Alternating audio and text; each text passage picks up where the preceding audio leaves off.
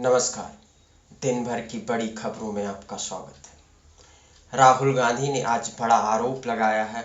उनका कहना है कि भारत के चुनाव आयुक्त का चयन वास्तव में प्रधानमंत्री तय करते हैं और वहां विपक्ष की आवाज यानी लीडर ऑफ अपोजिशन की बिल्कुल नहीं सुनी जाती। राहुल गांधी ने कहा कि लोकतंत्र की नींव तभी मजबूत होगी जब चुनाव आयोग निष्पक्ष होगा और स्वतंत्र होगा, लेकिन मौजूदा हालत में चयन प्रक्रिया सरकार के दबाव में है, जिसके पारदर्शिता पर सवाल उठ रहे हैं। उन्होंने यह भी मांग की कि विपक्ष की राय को बराबरी से शामिल किया जाए ताकि जनता का भरोसा बना रहे।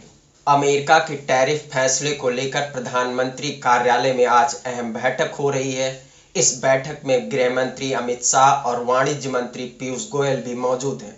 बताया जा रहा है कि अमेरिका द्वारा भारतीय उत्पादों पर नए टैरिफ लगाए जाने के बाद सरकार रणनीति तय कर रही है। बैठक में इस फैसले का भारतीय उद्योग और निर्यात पर असर और उसके जवाब में भारत की आगे की नीति पर चर्चा की जा रही है। सरकार की कोशिश रहेगी कि व्यापारिक रिश्तों पर असर न पड़े और भारतीय हितों की सुरक्षा हो। 15 सितंबर को प्रधानमंत्री नरेंद्र मोदी बिहार को बड़ी सौगात देने जा रहे हैं।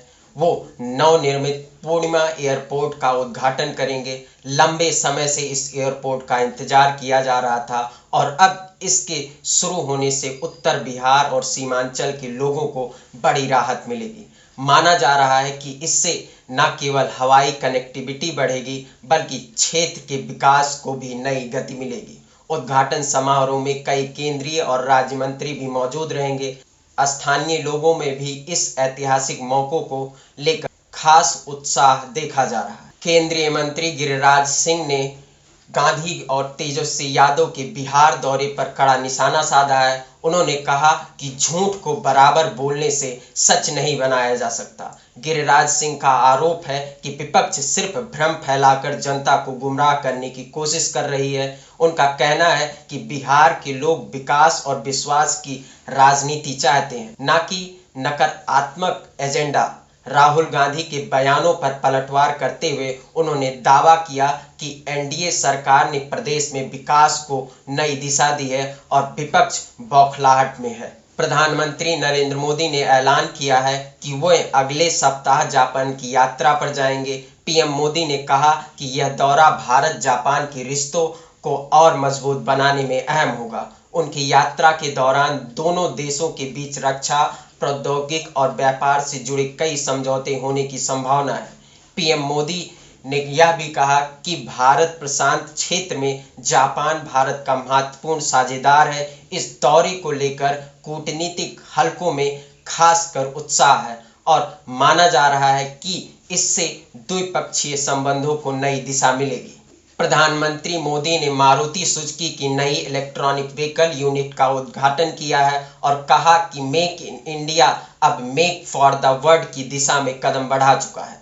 पीएम मोदी ने इस मौके पर जोर दिया कि भारत इलेक्ट्रॉनिक वाहनों के क्षेत्र में वैश्विक हब बनने की क्षमता रखता है। उन्होंने कहा कि सरकार की नीतियों और उद्योग जगत की भागीदारी मिलकर देश को हरित और टिकाऊ भविष्य की ओर ले जा रही है। इस यूनिट से रोजगार के अवसर बढ़ेंगे और भारत का ऑटोमोबाइल सेक्टर अंतर्राष्ट्रीय स्तर पर और मजबूत होगा। दिल्ली में यमुना नदी का जल स्तर खतरे के निशान से ऊपर पहुंच गया है। लगातार बारिश और पहाड़ी राज्यों से छोड़े गए पानी के कारण नदी का बहाव तेज हो गया है। प्रशासन ने निचले इलाकों में अलर्ट जारी किया है और लोगों को सुरक्षित स्थानों पर जाने की अपील की है। कई निचली बस्तियों में पानी भरना शुरू हो गया है, जिससे हालत चिंताजनक बनी हुई है। एनडीआरएफ और आपदा प्रबंधक टीमें राहत और बचाव कार्य में जुटी हैं। अधिकारियों का कहना है कि हालत पर कड़ी नजर रखी जा रही है और जरूरी कदम उठाए जा रहे हैं। बिहार की राजनीति में हलचल बढ़ी है। केंद्रीय मंत्री धर्मेंद्र प्रधान आज मुख्यमंत्री आवास पहुंचे और मुख्यमंत्री नीतीश कुमार से मुलाकात की। दोनों नेताओं की इस बैठक को लेकर सियासी गलियारों में चर्चाएं तेज हो गई हैं। हालांकि मुलाकात की आधारित वजह सामने नहीं आई है, लेकिन माना जा रहा है कि बिहार की राजनीतिक समीकरणों और आने वाले चुनावों को लेकर यह बातचीत अहम हो सकती है। बैठक के बाद मीडिया से बचते हुए धर्मेंद्र प्रधान सीधे निकल गए।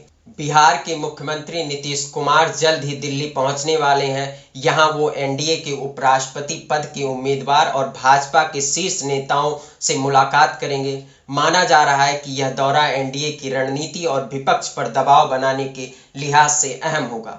सूत्रों के मुताबिक नीतीश कुमार की इन मुलाकातों में आगामी राजनीतिक समीकरणों और चुनावी तैयारियों पर भी चर्चा हो सकती है।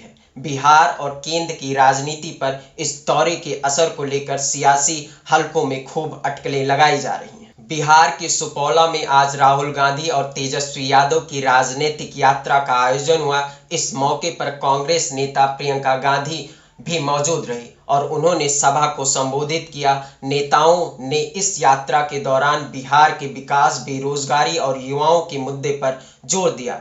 राहुल गांधी और तेजस्वी यादव ने जनता से सीधे संवाद करते हुए सरकार की नीतियों पर सवाल उठाए। स्थानीय लोग इस यात्रा में बड़ी संख्या में शामिल हुए।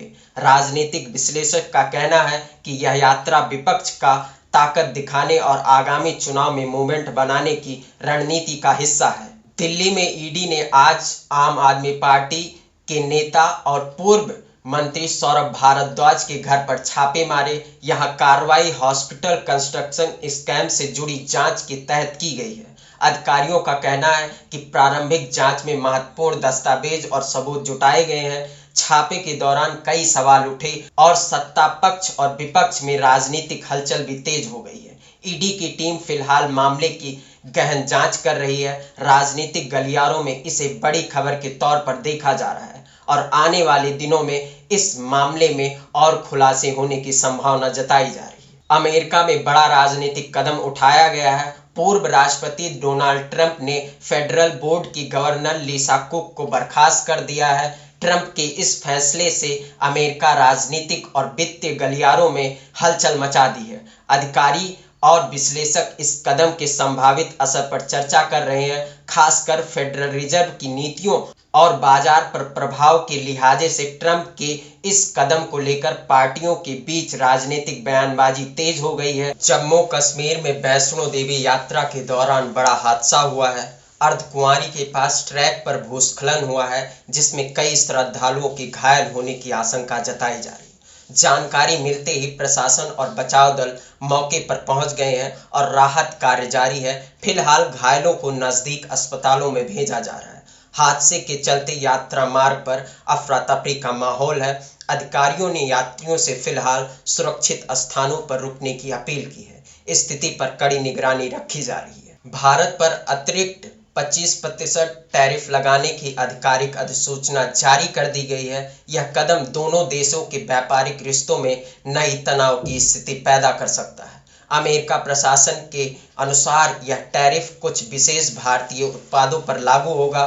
भारत ने पहले ही इस मुद्दे को लेकर प्रतिक्रिया व्यक्त करते हुए व्यापारिक रणनीति तैयार करने की बात कही है। सरकार और उद्योग जगत इस कदम के संभावित प्रभाव और जवाबी कार्रवाई पर विचार कर रहे हैं। यह मामला वैश्विक व्यापार और आर्थिक सहयोग के लिहाजे से काफी महत्वपूर्ण माना जा रहा है। अमेरिका के राष्ट्रपति डोनाल्ड ट्रंप ने रूस के राष्ट्रपति पुतिन और यूक्रेन के राष्ट्रपति जेलेंस्की को चेतावनी दी है कि अगर दोनों नेताओं की आमने सामने मुलाकात नहीं होती है तो इसके गंभीर परिणाम भुगतने पड़ सकते हैं। ट्रंप ने यह बयान वैश्विक सुरक्षा और युद्धग्रस्त यूक्रेन की स्थिति को ध्यान में रखते हुए दिया है। उनके अनुसार वार्ता और बातचीत के जरिए ही संघर्ष को कम किया जा सकता है। इस बयान ने अंतर्राष्ट्रीय कूटनीति और पश्चिमी देशों में राजनीतिक हलचल बढ़ा दी है। विशेषज्ञ इसे रूस यूक्रेन गतिरोध पर दबाव बनाने की रणनीति मान रहे हैं। विपक्ष के उपराष्ट्रपति पद के उम्मीदवार सुदर्शन रेड्डी आज लखनऊ में समाजवादी पार्टी के अध्यक्ष अखिलेश यादव से मुलाकात करने पहुंचे। बैठक में आगामी उपराष्ट्रपति चुनाव की रणनीति और विपक्ष गठबंधन की एकजुटता पर चर्चा हुई। राजनीतिक विश्लेषक मान रहे हैं कि यह मुलाकात विपक्ष की ताकत दिखाने और चुनावी मूवमेंट बनाने की रणनीति का हिस्सा है। अखिलेश यादव ने सुदर्शन रेड्डी का स्वागत किया और कहा कि सभी विपक्षी दल मिलकर लोकतांत्रिक प्रक्रियाओं को मजबूत करेंगे। मुलाकात के बाद दोनों नेताओं ने मीडिया से सीधा कोई टिप्पणी नहीं की। भारतीय वायुसेना का प्रतिष्ठित मिग 21 विमान आज अंतिम उड़ान भरते हुए इतिहास रच दिया। यह विमान दशकों से भारतीय आकाश की रक्षा करता आया है और कई महत्वपूर्ण अभियानों का हिस्सा रहा है। वायुसेना ने इसे सम्मानजनक तरीके से विदाई दी, जिसमें पायलट और अधिकारियों ने श्रद्धांजलि अर्पित की। मिग-21 की सेवा समाप्त होने के साथ ही भारतीय वायुसेना अब आधुनिक विमानों की ओर पूरी तरह से ध्यान केंद्रित करेगी। इस मौके पर पूर्व और वर्तमान पायलटों ने अपने अनुभव साझा किए और विमान की योगदान गाथा को याद किया।